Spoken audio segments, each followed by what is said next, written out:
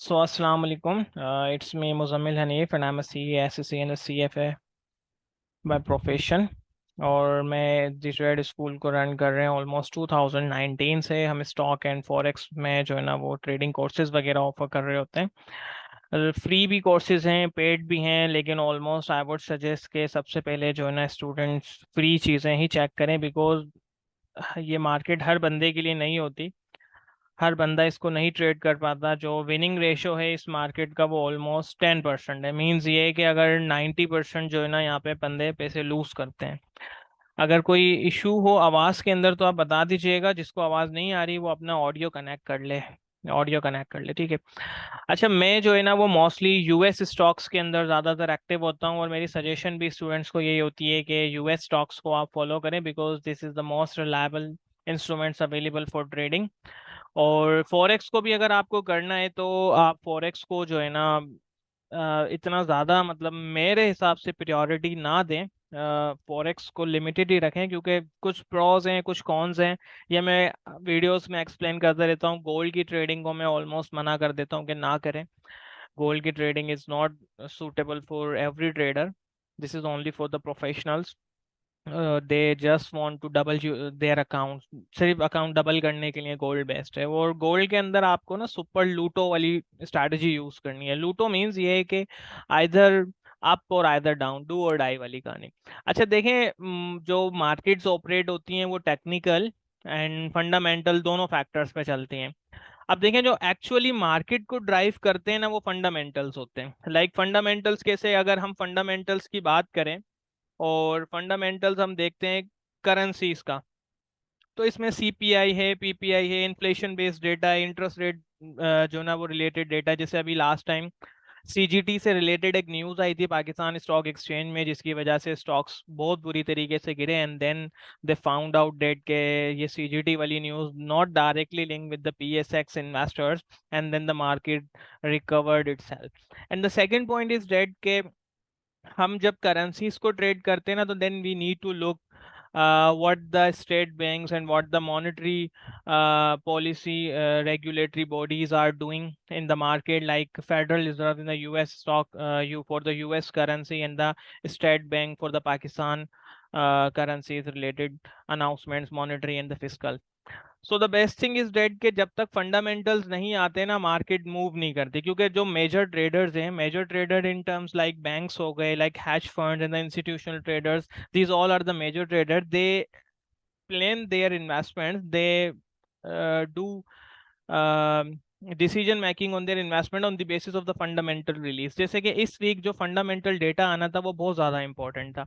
अब fundamental data जब हमारे पास आता है तो फंडामेंटल डेटा आने तक मार्केट जो है ना ऑलमोस्ट साइडवेज में रहती है। जैसे कि अभी मैं राइट नाउ यूएस स्टॉक्स में ज़्यादातर एक्टिव होता हूँ, रेस्ट ऑफ द टीम। अब देखें, यहाँ पे हमने एप्पल में ट्रेड भी दी थी, और ऑलमोस्ट 2100% तक का प्रॉफिट भी आप रियलाइज कर सकते थे एप्पल के अंदर, जो आज एप्पल ने मूव दिया। तो इस तरीके से ट्रेड्स जो है ना मैं अपनी यहाँ पे शेयर करता रहता हूँ। लाइक डेल में शेयर की, एआरएम में शेयर की, एप्पल में शेयर की। इस तरह से ट्रेड्स वगैरह जो है ना मैं अपनी शेयर करता रहता हूँ। अच्छा, अब देखें, सबसे इंपॉर्टेंट पॉइंट इस डेट के जो हम जब ट्रेडिंग के लिए सबसे पहले उठते हैं ना, हमें अपना फंडामेंटल कैलेंडर चेक करना है कि फंडामेंटल रिलीज कौन कौन से हैं। जैसे कि मंडे को कोई भी न्यूज़ नहीं थी। अच्छा, मैं मोस्टली यूएस को ही फॉलो करता हूँ यार, because we don't have enough time to follow the European side countries. And if we are doing trading in the oil, then we need to look what the Gulf countries are doing. So it will be the very hectic job कि अगर आप इन सबको सारा दिन देखते रहें तो it's not possible कि आप ऐसा हो सके।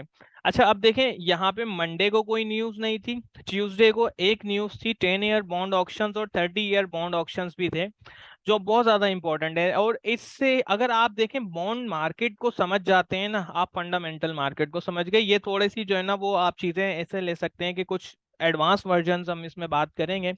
अगर बिल्कुल किसी को बेसिक चेक करना है तो मैंने फ्री ट्रेडिंग कोर्स भी बनाया हुआ है, मैं आप लोगों के साथ वो भी शेयर कर देता हूँ। हेयर इट इज़, ये बिल्कुल फ्री है। और आप इसको जो है ना वो जाके चेक करें, हम अपने लेक्चर्स यहाँ पे अपलोड करते रहेंगे, जैसे कि lecture 1 the common mistakes by trader. तो इसमें ये है कि अब इसकी कुछ जो पार्टीशंस को और ज़्यादा ब्रीफली डिस्क्राइब करके यहाँ पे रिकॉर्डिंग्स देते रहेंगे, आप इसको चेक करें, इससे आपको काफ़ी हेल्प मिलेगी। और इसके अलावा अगर कोई ज्वाइन करना चाहता है फॉर द प्रीमियम कोर्स और the premium services, then he has also option to do so. So हम बात करते हैं अगेन हमारे फंडामेंटल रिलीज की। कल जो हमारे पास डेटा आना है वो सीपीआई का है, ठीक है, फेडरल फंड्स रेट का है, एफओएमसी इकोनॉमिक प्रोजेक्शंस है, एफओएमसी स्टेटमेंट है, एफओएमसी प्रेस कॉन्फ्रेंस है। ये कल के दिन का मेजर डेटा है जो 5:30 बजे से 11:30 बजे तक जो है ना रिलीज होगा। मतलब एक 5:30 बजे होगा, 11 बजे फेडरल फंड्स का जो है ना वो रिलीज होगा, एंड देन जो है ना वो 11:30 बजे जो है ना उसकी स्टेटमेंट है एफडी चेयरपर्सन की, जो बहुत ज़्यादा इंपॉर्टेंट है। और आपको आपको मैं नहीं कहता कि आप इसको इसकी पूरी की पूरी स्टेटमेंट को सुने, you just follow me on Twitter, मैं आप लोगों को अपडेट करता रहूँगा related to the either the FD is hawkish और dovish related to the currency interest rates. ठीक है, ये यहाँ पे मैं आपको अपडेट कर दूंगा। और obviously you need to use the VPN for accessing the Twitter account. ठीक है, अब हम अगर स्टॉक मार्केट की तरफ जाते हैं, जो चार्ट्स वगैरह जो ऑलमोस्ट होते हैं, ये मेरे चार्ट्स हैं। एप्पल को आज मैंने ट्रेड किया था और एप्पल ने काफ़ी अच्छा मूव किया, 194 से काफ़ी अप गया। सो हम डायरेक्टली जो है ना वो एक्चुअल डेटा पे आ जाते हैं जो हमें कल मार्केट को हिला देगा। अच्छा देखें, ये सारी चीज़ों को हिट करेगा, ये स्टॉक्स को भी करेगा, ये फॉरेक्स को भी करेगा, ये जो है ना वो अदर करेंसीज को भी करेगा। तो मैं इसकी अब थोड़ी सी एनालिसिस आपके साथ शेयर कर देता हूँ कि what the CPI is, what the CPI core CPI is, and what the CPI year on year is, and what the federal funds rate means, और एफओएमसी इकोनॉमिक प्रोजेक्शंस और FOMC statement और press conference का क्या मतलब है, and then हम इसको जो है ना वो फर्दर पे डिस्कस करेंगे। अच्छा देखें, सबसे पहले फंडामेंटल एनालिसिस के हिसाब से जो है ना ये बहुत ज़्यादा इम्पोर्टेंट है। न्यूज़ ट्रेडिंग जो है वो बहुत ज़्यादा इम्पोर्टेंट है। अगर आप न्यू हैं तो I would highly recommend you कि आप न्यूज़ के टाइम पे ट्रेड ना करें, but if you are a pro, if you have a good experience in trading markets, तो आप कर सकते हैं। अच्छा, अब देखें इसमें जो सबसे ज़्यादा इंपॉर्टेंट कौन सी है, वो change in the central bank policy, monetary policy. अब देखें कल जो डेटा आएगा वो मॉनेटरी पॉलिसी से रिलेटेड ही है, ठीक है ना। Fiscal policy is also important, but I would suggest you that keep your self around the monetary policy, ठीक है। और रैंडम ट्वीट्स वगैरह भी जो है ना काफी ज्यादा इंपॉर्टेंट होते हैं। अब द सोर्सेज कौन सी है जहां से आप ये डेटा पढ़ सकते हैं, फॉरेक्स फैक्ट्री है, बेबी पिप्स है, forex live in the Twitter. आप ट्विटर पे आप डिफरेंट पर्सन को फॉलो करें। if you wants to get news early as soon as possible, then you also have option to follow me on the Twitter as well। तो आप वहां से जो है ना काफी सारी इन्फो और काफी सारी चीजें जो है ना वो देख सकते हैं। अच्छा, list of high impact news देखें, सबसे पहले ही मैंने इंटरेस्ट रेट डिसीजंस का गेम है by central bank, this is the most most important news. The inflation, CPI and the PPI is also the most important news. अब देखें important, देखिए cycle, आप पहले थोड़ी सी जो है ना वो साइकिल समझें, ठीक है। साइकिल क्या है, देखिए इकोनॉमिक साइकिल पता है कैसे होती है, इकोनॉमिक की बिजनेस साइकिल क्या होती है, मैं आपको ये एक्सप्लेन करता हूँ। लेट सपोज ये बिजनेस साइकिल है, ठीक है, ये है हमारी बिजनेस साइकिल। अगर कोई इकोनॉमिक का बच्चा है या कोई फंड जो है वो फंडामेंटल्स जिसने पहले पढ़े हुए हैं वो ये चीजें समझ जाएगा, ठीक है। ये क्या है, पीक, ठीक है। ये जो है ना हमारा है एडवांसिंग फेज। मैं सिंपल यूज कर रहा हूँ, मैं रिसेशन और इतनी ज्यादा कॉम्प्लेक्स टर्मिनोलॉजीज यूज नहीं कर रहा, ठीक है। मैं नॉर्मल ये यूज कर रहा हूँ, डिक्लाइनिंग इन द बॉटम, सही है। अब देखिए किसी भी इकोनॉमिक्स की अगर हम बात करें, इकोनॉमिक्स की बात करने का मतलब ये है कि हम we are talking about the economic conditions of the country, ठीक है। कोई भी कंट्री, चाहे वो पाकिस्तान हो, चाहे वो नॉर्मली जो है ना वो यूएस हो या यूरोपियन साइड कंट्री हो, तो business cycles work in this 4 phases, ठीक है। सबसे पहले क्या होता है, एडवांसिंग फेज होता है। अब देखें एडवांसिंग फेज के अंदर क्या होता है, एडवांसिंग फेज के अंदर होता ये है कि जब मार्केट के अंदर, जो कंट्री के अंदर इन्वेस्टमेंट्स आ रही होती हैं, ठीक है। इस वाले फेस को अगर मैं एक्सप्लेन करूं, एडवांसिंग फेस को, यहाँ पे क्या होता है, यहाँ पे कंट्री के अंदर इन्वेस्टमेंट्स आ रही होती हैं, इन्वेस्टमेंट्स का फ्लो बहुत ज्यादा बढ़ रहा होता है। इन्वेस्टमेंट्स आने से क्या होता है, कंट्री की एक्सपोर्ट्स बढ़ती हैं, ठीक है। एक्सपोर्ट्स बढ़ती हैं, एक्सपोर्ट्स के साथ जो है वो आपकी एम्प्लॉयमेंट भी बढ़ती है, और एम्प्लॉयमेंट बढ़ने की वजह से आपका बाइंग पावर बढ़ता है। बाइंग पावर बढ़ने की वजह से एक कंसिस्टेंट या परसिस्टेंट राइज आता है इन जर्नल प्राइस लेवल, ठीक है। जर्नल प्राइस लेवल के अंदर एक राइज आता है जिसको हम इन्फ्लेशन कहते हैं। ठीक है, इन्फ्लेशन आता है जब लोगों का बाइंग पावर बढ़ जाए। अब देखें होता पता है कैसे, एग्जाम्पल के तौर पे आपके घर में 10 भाई हैं, ठीक है, आपके घर में 10 फैमिली मेंबर्स हैं, अभी 5 जॉब करते हैं, मतलब they have active income and 5 are the jobless, 5 jobless हैं। अब अगर आप एक नॉर्मल दूध की कंजम्पशन या मिल्क की कंजम्पशन अगर आप चेक करें अपने घर के अंदर, या आप एक नॉर्मली शुगर की कंजम्पशन चेक करें अपने घर के अंदर, तो आप देखेंगे कि ये जो 5 जॉब वाले बंदे हैं ये जूस भी पियेंगे, ये मीठा भी बनाएंगे, ये आइसक्रीम भी बनाएंगे, इनके बच्चे अलग दूध पियेंगे, इनकी बेगमें अलग दूध पियेंगी, इनके बच्चे अलग जो है ना वो जूसेस बनाएंगे, कुछ को चॉकलेट्स वाले शेक्स चाहिए। मतलब इनकी कंजम्पशंस मिल्क को लेके हाई होगी, और जब मिल्क को लेके हाई होगी, स्वीट्स में शुगर भी हाई यूज होगी, कंजम्पशन जो है ना इसकी भी हाई होगी, इसकी भी हाई होगी, तो ओवरऑल जो कंजम्पशन है वो ज्यादा होगी। ठीक है, मतलब ओवरऑल कंजम्पशन ज्यादा होगी। लेकिन ये जो 5 जॉबलेस बंदे हैं ना, इनकी वजह से नेट इफेक्ट जो है ना वो बराबर या जीरो पे रहेगा। वो कैसे? क्योंकि ये जो बंदे हैं ना ये कोशिश करेंगे कि कम से कम चीनी इस्तेमाल करें, चाय एक टाइम पे बना लें, दूध एक टाइम पे पी लें या ना पिए, इनकी कंजम्पशन जो है ना वो कम से कम रहेगी, जिससे ओवरऑल डिमांड जो है ना वो कम रहेगी। अब लेट सपोज इस इन 5 भाइयों को भी जॉब मिल जाती है, इन 5 भाइयों को भी जॉब मिल जाती है, अब यहाँ पे 8 बंदों को जॉब मिल गई। अब आप खुद ये देख सकते हैं कि technically they also increase their spendings, they also increase their buying power. इनका जब जॉब बढ़ेगी, पैसा आएगा, तो बाइंग पावर भी बढ़ेगा। ठीक है ना, बाइंग पावर जब बढ़ेगा तो ये लोग भी दूध इस्तेमाल करेंगे, इनके बच्चे भी दूध पियेंगे, इनकी बीवी भी जो है ना अब दूध वाले जूस बनाएंगे, इनकी बीवी की भी जो है ना वो शक्कर की कंजम्पशन बढ़ जाएगी, शुगर की। तो ओवरऑल इम्पैक्ट क्या होगा? चीनी के रेट बढ़ने के चांसेस, दूध के रेट बढ़ने के chances. I am just talking about the two major components of the daily usable items. ठीक है ना, मैं सिर्फ दो की बात कर रहा हूँ। अगर हम रेस्ट ऑफ द आइटम्स की बात करें, जैसे कि चावल आ जाता है, नॉर्मली जो डेली लाइफ के आइटम्स आ जाते हैं, सारों की कंजम्पशन बहुत ज्यादा बढ़ जाएगी।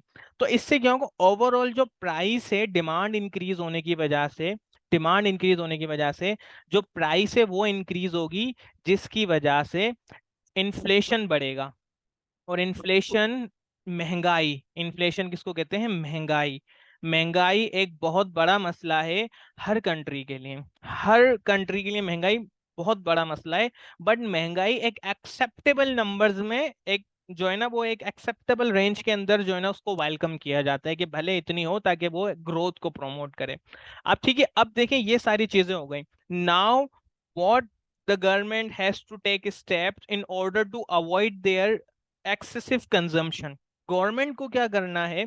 Government will steps like this, कि वो इंटरेस्ट रेट को बढ़ा देगा। इंटरेस्ट रेट को बढ़ाने से क्या होगा कि ये जो बंदे 10 भाई, जो 8 बंदे जो जॉब पर्सन्स हैं, ये एक्स्ट्रा खर्च करने की बजाय अपनी कुछ पैसों को बैंक्स के अंदर एज अ सेविंग अकाउंट या एफडीज में कन्वर्ट कर देंगे, फिक्स डिपॉजिट में कन्वर्ट कर देंगे। इससे क्या होगा? इनकी बाइंग पावर कम होगी, इनकी कंजम्पशन कम होगी, जिससे इन्फ्लेशन को कंट्रोल किया जाता है। But it has also some drawbacks as well, इसके कुछ नेगेटिव कॉन्सिक्वेंसेस भी होते हैं। दैट इज, ये इंटरेस्ट रेट बढ़ने की वजह से जिन कंपनीज ने बहुत ज्यादा लोन लिया हुआ है ऑन देयर इन्वेस्टमेंट्स, उनका इंटरेस्ट एक्सपेंस बढ़ जाएगा। और जब उनका इंटरेस्ट एक्सपेंस बढ़ेगा तो उनकी प्रॉफिटेबिलिटी कम हो जाएगी, और प्रॉफिटेबिलिटी को मेंटेन करने की तरह they go for the lay off. ठीक है, वो ले ऑफ की तरफ जाएंगे। ले ऑफ मींस जॉब से निकाल देना। ठीक है, जब ले ऑफ की तरफ जाएंगे तो उनकी इकोनॉमिक कंडीशंस भी, जो मतलब वो कंट्री की अनएम्प्लॉयमेंट बढ़ने के चांसेस होंगे। ठीक है, तो इंटरेस्ट रेट इस तरीके से मूव करता है। अच्छा, अब बाइंग पावर कम होने की वजह से जो फर्म्स हैं, जो बड़ी कंपनीज हैं, उनके सेल्स भी कम हो जाएगी, उनकी सेल्स भी डाउन आएगी। ठीक है, उनकी सेल्स भी डाउन आएगी, जिसकी वजह से होगा क्या? ओवरऑल जो इकोनॉमिकली कंडीशंस है ना वो शिफ्ट होंगी थ्रू दी डाउनवर्ड्स। ठीक है ना, डाउनवर्ड शिफ्ट होंगी। ठीक है ना। Now the thing is that, जब 8 बंदों को जॉब मिली आउट ऑफ 10, इनकी डिमांड भी बढ़ जाएगी। ये लोग भी जो है ना फुल जो है ना मतलब अपने आप को, बिकॉज दे नो दैट अब हमारी डिमांड ज्यादा है। ठीक है, हमारी डिमांड ज्यादा है, they will raise their voices to increase our wages. ठीक है, ये अपनी वेजेस बढ़ाएंगे, जिसकी एक और इम्पैक्ट क्या होगा, प्रॉफिटेबिलिटी कम होगी फर्म्स की। ठीक है, फर्म्स की प्रॉफिटेबिलिटी कम होगी। Now the market revolve around, जब एडवांसिंग फेज होता है, जॉब्स आती हैं, इन्वेस्टमेंट आती है, अनएम्प्लॉयमेंट जो है ना वो कम होती है। ठीक है ना, एम्प्लॉयमेंट्स बढ़ जाती हैं, पीक पे पहुंचते हैं, we are reaching to the highest level of employment, highest level of investments, highest level of जो है ना एवरीथिंग, मतलब कम ट्री जो है ना बूम कर रही होती है। फिर अगेन इंटरेस्ट रेट बढ़ाना पड़ता है in order to control inflation. उससे क्या होता है, फिर मार्केट जो है ना वो ले ऑफ की तरफ जाती है, कंपनीज कट्स होते हैं, एक्सपेंसेस कट्स होते हैं, इन्वेस्टमेंट बढ़ती है, कंजम्पशन कम करनी जाती है, जिससे जो है ना डिक्लाइनिंग फेज आता है, and then market reaches to the जो है ना बॉटम, जिसको हम कहते हैं डिप्रेशन में चली जाती हैं। एंड देन जब डिप्रेशन में चली जाती हैं तो फिर इंटरेस्ट रेट्स को कट किया जाता है। इंटरेस्ट रेट जब कट होते हैं तो कट होने से क्या होता है कि फिर मार्केट जो है ना अगेन क्या होता है, थोड़ा थोड़ा रिकवरी की तरफ आती है, और cycle remains in this four phases. ठीक है, this is the market cycle, this is the market cycle. Now the thing is that, अभी क्या बात चल रही है, अच्छा देखें ओवरऑल फंडामेंटल डेटा। ठीक है ना, ठीक है ना, ओवरऑल फंडामेंटल डेटा जो है वो बेस्ड कर रहा है। ठीक है, overall fundamental data will based on expectations versus result. ठीक है, अब इसका मतलब क्या है, देखें इसको मैं एक्सप्लेन करता हूँ, and then I will go on the what the CPI is, and what the core CPI is, and what the CPI year on year is. ठीक है, expectations versus result, let's take a real life example. Now let's suppose you need a 1 lakh rupees for XYZ expenses. You need a 1 lakh rupees for the XYZ expenses. It could be a medical expenses or anything else. ठीक है, कुछ भी हो सकता है, आपको 1 लाख चाहिए। Now you have three friends, friend A, friend B and the friend C. आपको एक्सपेक्टेशंस हैं कि आपका जो ए वाला फ्रेंड है ये बहुत अमीर है, बहुत अच्छा बंदा है, बहुत क्लोज हो आप, ये आपको 1 लाख रुपए उधार दे देगा। ठीक है, आपको चाहिए 1 लाख, आपकी एक्सपेक्टेशंस हैं। बी वाले से आपने कहा कि यार मैं इससे अभी जो ना रिसेंटली मिला हूँ और मेरी बातचीत भी अच्छी है, बट इसकी फाइनेंशियल कंडीशन अच्छी है, मुझे नहीं लगता कि ये जो है ना मुझे 1 लाख रुपए देगा। ठीक है, आपको नहीं लगता कि ये 1 लाख रुपए देगा। और सी वाले से तो आप मिले ही कुछ दिन पहले और आपको पता है कि यार ये तो बिल्कुल भी डिनाई कर देगा, आसरा भी नहीं देगा। ठीक है, अब आपको एक्सपेक्टेशंस है इनसे। Let suppose when you go, आप उनके पास जाते हो कि भाई मुझे लोन दे दो, और ये बंदा आपको 90,000 दे देता है। ठीक है, आपको एक्सेस मतलब बहुत ज्यादा जरूरत है, 1 लाख ही चाहिए, 99 में भी काम नहीं होगा, आपको ये कितने दे देता है, 90 दे देता है। अब आपका जो बिहेवियर होगा ना वो बहुत ज्यादा एग्रेसिव होगा रिलेटेड टू दिस पर्सन। यहाँ पे आपको बहुत ज्यादा एग्रेसिव बिहेवियर होगा। उसका रीजन क्या है, उसका रीजन ये है कि आपको एक्सपेक्टेशन इससे ज्यादा थी, आपको एक्सपेक्टेशन इससे ज्यादा थी, लेकिन इसने आपको कम दिया। ठीक है, दिया, हम बात ये नहीं कर रहे दिया, लेकिन इसने आपको कम दिया। ठीक है, तो अब आपकी एक्सपेक्टेशंस क्या होंगी, इस पे बहुत ज्यादा हिट होंगी, बहुत ज्यादा गुस्सा आएगा, और इवन जो है ना आप हो सकता है इससे दोस्ती भी खत्म कर दो। ठीक है, में पॉसिबल है, we are talking about the hypothetical data. ठीक है, बी वाले के पास आप जब गए, आपने उसको अपनी कंडीशन बताई, और उसने यही कहा कि यार मैं खुद भी बहुत परेशान हूं, मैं बहुत मसले हैं। अब आपको क्या होगा, नो इफेक्ट। आप बोलोगे चल ठीक है यार, मुझे पता था ये वैसे भी नहीं देगा, इसकी कंडीशन नहीं है।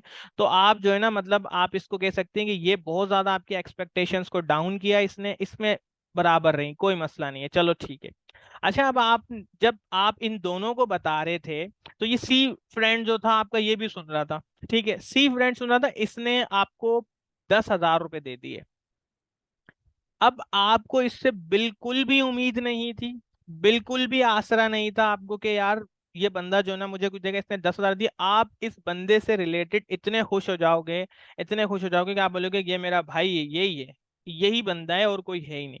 तो ये डिपेंड करता है एक्सपेक्टेशंस वर्सेस रिजल्ट, के मार्केट में एक्सपेक्टेशंस क्या है related to any data, interest rate, it could be the interest rate, it could be the inflation based data like CPI, PPI, it could be the employment data, unemployment rate, wage growth, hourly earnings, ISM, economic growth, retail sales, industrial production, business sentiments, manufacturing sector, consumer confidence survey, housing data, trade balances. These all are depends on the expectations versus result के expectations क्या हैं और result क्या आ रहा है, ठीक है। अब नाउ लेट्स सपोज इस बंदे से आपकी एक्सपेक्टेशंस बहुत ज्यादा बढ़ गई। अब आप अपने इकोनॉमिक डिसीजंस जो है ना अपने इस एक्चुअल रिजल्ट की बेसिस पे बनाओगे, आप अपने इनसे आगे की उम्मीदें भी इस बेसिस पे लगाओगे। सो कंपनीज में भी इसी तरीके से होता है। Now we are talking about the country as well as the companies perspective. what the country's perspective is that कि we are thinking that the interest rates will be cut। अभी जो यूएस में बातें चल रही हैं वो इंटरेस्ट रेट को कट करने की चलिए, because interest is almost at the 5.5% अपने जो है ना हाईएस्ट पर है, ठीक है। अभी इंटरेस्ट रेट्स को कट करने की बातें चली। अब लेट्स सपोज अगर वो कट कर देते हैं तो बहुत ज्यादा एक्सपेक्टेड है कि मार्केट जो है ना वो बहुत ज्यादा बुलिश हो जाएंगे। SPY, Q, US 500, Nasdaq, Russell 2000 and Dow Jones, ये सब सुपर बुलिश हो जाएंगे। Stocks will also, the big names will also become the super bullish, ठीक है। अब अगर वो इसको नहीं करते, the market will remains what it it will be, ठीक है ना। मतलब जैसी वो थी पिछले ट्रेंड को follow, market will follow the previous trend, ठीक है ना। Market will remain as they are, ठीक है, जैसे वो थी वैसे ही रहेंगी। और अगर ये इसको इंक्रीज कर देते हैं बाय चांस, जिसके बहुत ज्यादा कम थे, then the market will become the super बैरिश।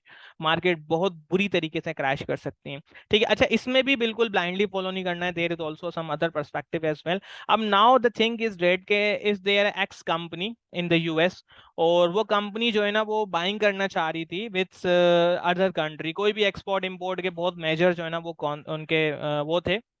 Now thing is that कि they will readjust their decisions on the basis of this economic data, ठीक है। अगर इंटरेस्ट रेट को बढ़ा दिया गया या कम कर दिया गया तो they will liquidate their positions, they will readjust their position, this will create the high volatility in the markets, volatility काफी ज्यादा बढ़ जाएगी, and the market will take big जो है ना काफी बड़े जो है ना यहाँ पे फ्लक्चुएशंस मार्केट में नजर आ सकते हैं। द रीजन बिहाइंड दिस के कुछ कंट्रीज, कुछ कंपनीज अपने इकोनॉमिक डेटा लेती हैं। And the second one is that the companies, ठीक है। देखिए कंपनीज के भी इसी तरीके से फाइनेंशियल रिजल्ट्स आते हैं, फाइनेंशियल डेटा आते हैं। अब लेट सपोज मैंने कुछ ऐसी कंपनीज भी देखी हैं जिन्होंने लॉस बुक किया but they become the sky rocket, वो बहुत ऊपर चली गई। कुछ ऐसी कंपनीज भी देखी जिन्होंने बहुत अच्छे रिजल्ट दिए, लेकिन वो क्या हुआ, वो मार्केट $100 जो ना, मतलब 20%, 25% एक दिन के अंदर डाउन, एक दिन में मार्केट क्रैश करे। जैसे कि अब मैं आपको एग्जांपल देता हूँ अमेजोन की। मैं अमेजोन को पर्सनली ट्रेड कर रहा था, अमेजोन की ईपीएस भी अच्छी आई, ठीक है, पॉजिटिव ईपीएस आई। अमेजोन के जो ना रिजल्ट भी बहुत अच्छा है, सब कुछ बहुत अच्छा आया, लेकिन जो इनकी एडब्ल्यूएस का जो इनका बिजनेस सेगमेंट था उसकी जो सेल्स ग्रोथ थी वो मीट नहीं करी। दे आर एक्सपेक्टिंग के जो सेल्स ग्रोथ है, दे आर एक्सपेक्टिंग ये जो सेल्स ग्रोथ है वो बहुत ज्यादा जो है ना अच्छी जाएगी, लेकिन वो इतनी अच्छी नहीं गई जैसी एक्सपेक्टेशंस मार्केट में की जा रही थी। इससे क्या हुआ, स्टॉक बहुत बुरी तरीके से गिरा, इवन जो है ना 25 to 30% डाउन हो गया था in with in a day, ठीक है, ओवर द नाइट इतना हो गया था। इसी तरीके से एक और कंपनी है स्नैपचैट, जिसपे आप सारा दिन अपने जो है ना वो पिक्चर्स वगैरह लेते रहते हैं। एक्सपेक्टेशन थी कि कंपनी जो है ना वो ऑलमोस्ट -0.14 जो है ना वो लॉस बुक करेगी, लेकिन कंपनी ने 0.08 का लॉस बुक कर लिया, और स्टॉक जो है ना इसका $6-7 से उठ के $14-15 पे आ गया था। Mean 100% return on investment. So this is all the expectation versus result effect, ठीक है, ये बहुत ज्यादा इंपॉर्टेंट होता है। नाउ लेट्स टॉक अबाउट के जो कल जो डेटा आना है, सबसे पहले आना है सीपीआई का।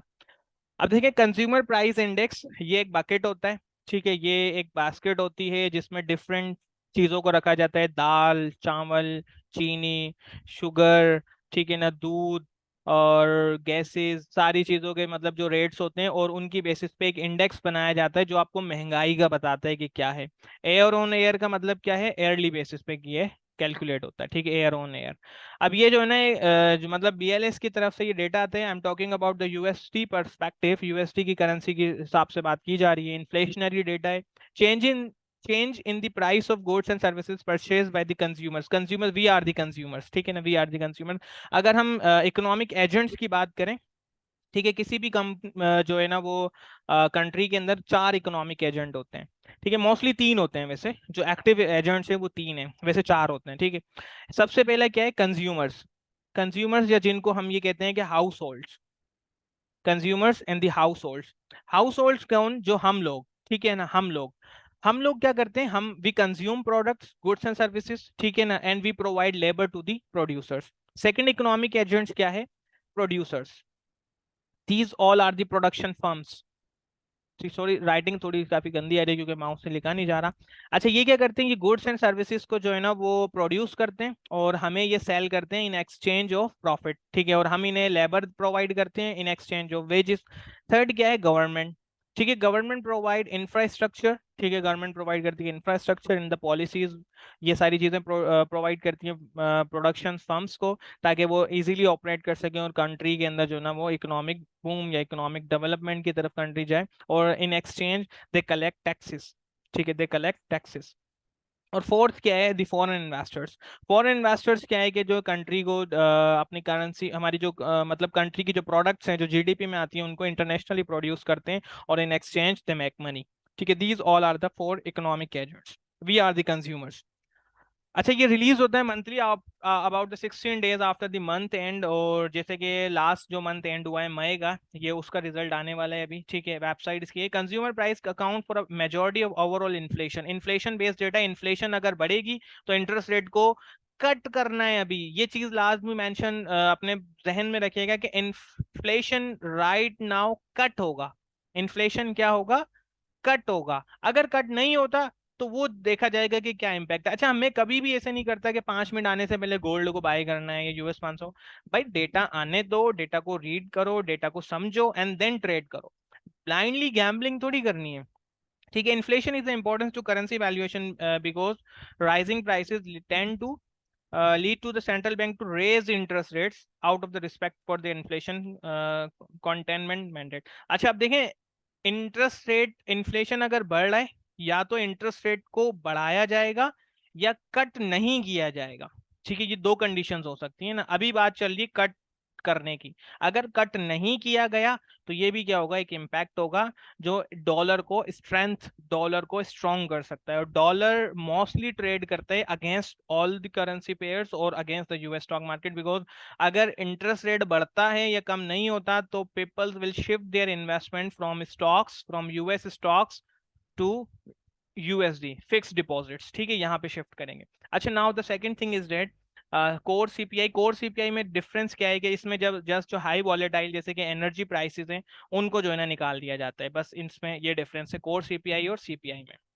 ठीक है। सीपीआई वही है, ये मंथ ऑन मंथ है, ये ईयर ऑन ईयर है, ठीक है। ये सबसे इंपॉर्टेंट डेटा है। और बाकी फेडरल फंड रिजर्व का जो रिजल्ट आना है वो ये चीज जो है ना वो आएगी 5.5% है, और एक्सपेक्टेशंस है कि वो कट ना तो कट करेंगे ना तो बढ़ाएंगे। तो अब देखते हैं कि ये जो है ना क्या रिजल्ट आता है। अच्छा, अब देखें, ये बेस्ड करता है दूसरे डेटा पे भी, ठीक है। दूसरे डेटा पे कैसे? अगर वेजेस बढ़ रही हैं, ठीक है, अगर वेजेस बढ़ रही हैं इंडिकेटिंग इन्फ्लेशन बढ़ रही है।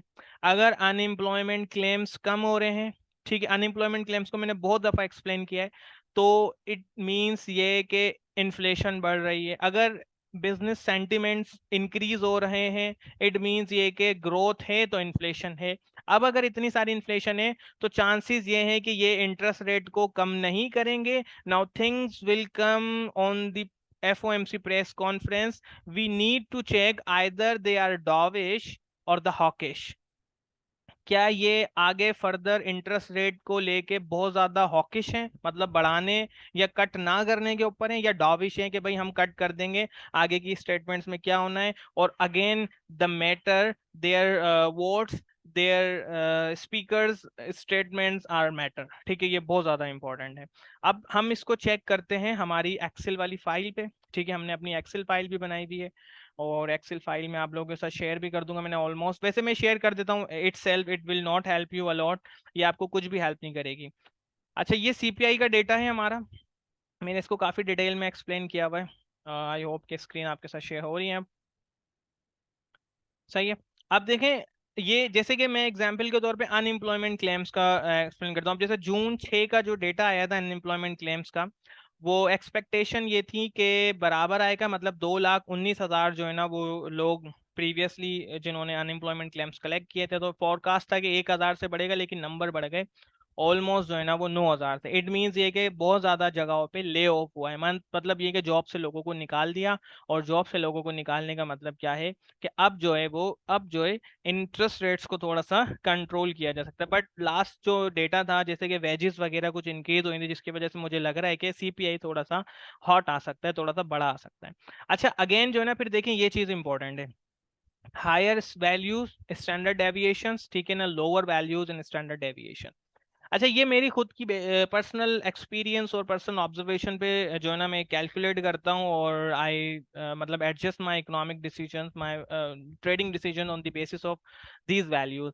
तो मैं इसी के ऊपर जो है ना वो बेस करता हूँ कि किस तरीके से जो है ना वो डेटा आना है, किस तरीके से नहीं आना। अब जैसे कि लेट सपोज लास्ट टाइम जो मेरी हायर वैल्यूज थी वो 2,22,000 थी, ठीक है ना, लेकिन डेटा ऑलमोस्ट जो है ना वो 2,31,000 तक का आया, तो जिससे गोल्ड सुपर बुलिश हुआ था। और ये पर्सनली ये वाली न्यूज़ को 9 मई वाली आप जाके चेक करेंगे, मुझे लिटरली याद है गोल्ड को मैंने ट्रेड किया था 2315 पे बाय किया था, और नेक्स्ट डे ये 2380 पे ट्रेड कर रहा था। मतलब आपको $100 प्लस जो है ना मूव मिला था, $80 प्लस मूव मिला था इन 1 डे।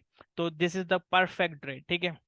अब अगर हम सीपीआई का डेटा चेक करें तो इसी तरीके से देखें, सीपीआई का मैं पिछले ये वाले सारे वैसे एक्सप्लेन करता रहता हूँ, ये ऊपर वाले सारे मैं एक्सप्लेन करता रहता हूँ जैसे जैसे फंडामेंटल आना होता है न्यूज़ वीडियोस में, वॉइस के अंदर, काफ़ी सारी जगहों पे मैं एक्सप्लेन करता रहता हूँ। अब हम जो है ना इसको चेक कर लेते हैं, ठीक है। एक्सपेक्टेशंस क्या है कोर सीपीआई की, कि 0.3 है, मंथ ऑन मंथ 0.3। अब एक्चुअल रिजल्ट चेक करते हैं कि क्या आना है, ठीक है। और सीपीआई मंथ ऑन मंथ का भी एक्चुअल चेक करना है, जो है ना वो 0.3 था। एक्सपेक्टेशंस ये है कि 0.2 से ये कम होगा, ठीक है। और सीपीआई एयर ऑन एयर का है कि सेम रहेगा, अब एक्चुअल देखा जाएगा। Now in case values are near to higher values, ठीक है, ऑन माय एनालिसिस, ठीक है, अगर ये हायर वैल्यूज आती हैं, हायर वैल्यूज मतलब ये कि 0.33% के पास डेटा आ जाता है, ये वाला और ज्यादा बढ़ के आ जाता है। अच्छा ये थोड़ा सा मैथमेटिकली जो है ना आप इसको चेक कर लीजिएगा, 0.11% पे आता है, it's based on the forecast. और ये जो है ना वो 3.7% से प्लस आ जाता है, तो इसका मतलब क्या है, values are near to higher standard deviations, तो this will bullish the following scripts. The DXY will be bullish, USD JPY will be bullish, USD CHF will be bullish, and the USD CAD will be bullish. And if the bearish if the values are high तो gold नीचे जाएगा, gold bearish हो सकता है, euro USD bearish, GBP USD bearish, US 500, US 100, and the stocks will also become bearish. तो ये चीज है, अगर वैल्यूज लो की तरफ आती हैं तो gold bullish, euro USD bullish, stocks bullish, 100 index bullish, ठीक है ना, नैस्डैक बुलिश, ये सारी चीज बुलिश। और अगर लो की तरफ आती हैं तो डीएक्सवाई नीचे जाएगा, यूएसडी जेपीवाई नीचे जाएगा। अब इसके पीछे देखें लॉजिक है, इन्फ्लेशन बढ़ रहा है, इंटरेस्ट रेट बढ़ेगा, इंटरेस्ट रेट बढ़ेगा तो इंटरेस्ट एक्सपेंस बढ़ेगा। एक एक पर्सपेक्टिव में बता रहा हूँ, जिससे क्या होगा, प्रॉफिटेबिलिटी कम होगी, जिससे जो है ना वो ले ऑफ के चांसेस बढ़ जाएंगे, जिससे अगेन जो है ना वो इंटरेस्ट रेट चांसेस है कि मार्केट्स जो है ना अंडर परफॉर्म करें, ठीक है। तो इसी तरीके से जो है ना वो मूव करनी है चीजें, आपको बिल्कुल लॉजिकली चीजों को देखना है, ठीक है। अच्छा इसके बाद फेडरल फंड्स रेट का है कि ये देखते हैं 5.5% आता है, but the thing is that right now बातें चल रही हैं कि इंटरेस्ट रेट को सेम रखा जाएगा, इंटरेस्ट रेट को बिल्कुल बराबर रखा जाएगा। नाउ लेट्स सी कि what happens, but I think 5.5% ही रहेगा, और the rest of the things will based on on this data. CPI को डेटा देखा जाएगा, and then the next date जो आगे अगेन डेटा है वो पीपीआई और अनएम्प्लॉयमेंट क्लेम्स का है, कि इस पे जो है ना वो क्या इम्पैक्ट हो सकता है। But the thing is that के आई वुड हाईली सजेस्ट कि डोंट ट्रेड, ठीक है, कोई ट्रेड ना लें, जस्ट वॉच द मार्केट, चीज़ों को देखें, चीज़ों को समझें, चीज़ों को फिर जाके जो है ना एनालाइज करें। Otherwise don't do any type of shades और एनी टाइप ऑफ गैम्बलिंग जो आपको मार्केट से एग्जिट कर दे, because you need to stay in the market, आपको इस मार्केट के अंदर स्टे करना है। और अगर आप चीज़ों को हमारे साथ रह के लर्न करना चाहते हैं तो यू ऑल्सो हैव ऑप्शन, मैं लिंक्स वगैरह शेयर करता रहता हूँ। कल भी अगेन जो है ना फंडामेंटल डेटा है तो मैं सेशन करूंगा, सैटरडे को हम एक सेशन करेंगे जिसमें मे बी पॉसिबल है हम सपोर्ट एंड रेजिस्टेंस का जो एडवांस वर्जन है, कि एडवांस वे में सपोर्ट एंड रेजिस्टेंस को हम कैसे ड्रॉ करें, हम उसको भी ड्रॉ कर सकते हैं। तो आई होप कि मैंने अपना पॉइंट काफ़ी एक्सप्लेन कर दिया है। बाकी लिट मैं मोस्टली जो है ना वो यूएस स्टॉक्स में ट्रेड करता हूँ, और यूएस स्टॉक्स के अंदर जो है ना वो मैं काफ़ी सारी चीज़ें जो है ना वो समझा भी रहा हूँ। देखो Excel file itself will not help you a lot, reason is that कि इसको एडजस्ट करना पड़ता है, तो मैं इसका स्नैपशॉट लेके भेजता रहता हूँ आपके पास। So if you have any query ask me, then I need to adjust my positions, because मैं खुद जो है ना पर्सनली जो मेरी ट्रेड्स हैं वो मैं एडजस्ट करके ही सोऊंगा, क्योंकि सुबह मार्केट कुछ भी कर सकती है। Market will go 5% down, will go 5% up. So there is too much uncertainty available in the market, and the volatility and the option Greeks will also like erase the value of the option. So I need to adjust my positions as well.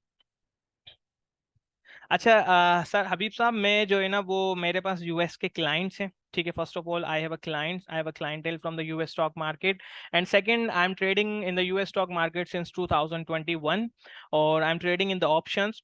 तो personally जो मैं trade करता हूँ वो by using the Interactive Brokers in the TD Ameritrade, ठीक है, think और swim और वी बुल को यूज करता हूँ मैं ट्रेडिंग के लिए। Let me show my trading. I think they have a privacy issues. I can't share a screen with the registered US brokers because they also have a privacy issues. Let me check. Let me check.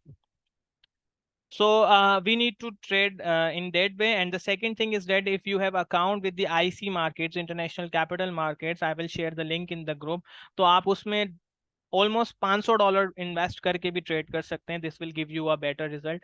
आप यहाँ से trade करते हैं CFDs के through, तो वो आपको अच्छा जो है ना वो रिजल्ट दे देंगे। And I also created too much educational threads on my Twitter account, so if you wants to follow this आप उसको भी फॉलो कर सकते हैं। And if you are beginner, if you are new, then I would highly suggest you that you start from the free course। आप हमारे free course से start करें। It will help you a lot, it will help you a lot, so it will give you a better understanding of the market, that how the market is moving। ये बहुत अच्छा और बहुत best setup है कि आप यहाँ से स्टार्ट करें। There is no need to buy with me और go with me as a paid services और with someone else. There is no need to go either if you are not understanding what the market is, how they are operating, what the market mechanism is, then there is no need to go।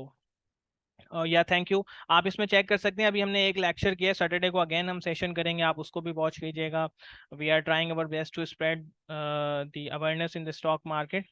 कोशिश हमारी है और आप लोगों के साथ इंशाल्लाह हम रखेंगे भी। सो if you have any Curie, किसी के भी कोई सवाल हो तो वो कर सकते हैं, देन जो है ना वो हम we will close the session. Actually, I'm from the CA. I'm from the CA and a CFA background. मैं chartered accountancy की field से हूँ, and I'm also from the CFA background. So that's why I have a good grip over the fundamentals, and I have a 6 to 7 year experience in the financial markets। We will explain this on Saturday class, ठीक है। charts वगैरह को हम Saturday class में करेंगे, और you also have option to watch the sessions available on the YouTube channel as well, तो आप वहाँ पे भी check कर सकते हैं। So if you have any other person's query, then I will address your answers, your questions. Otherwise, we are going to close the session. So okay, boys, thank you so much. Thanks for your time. Jazakallah. The recording will be shared in the group. Thank you.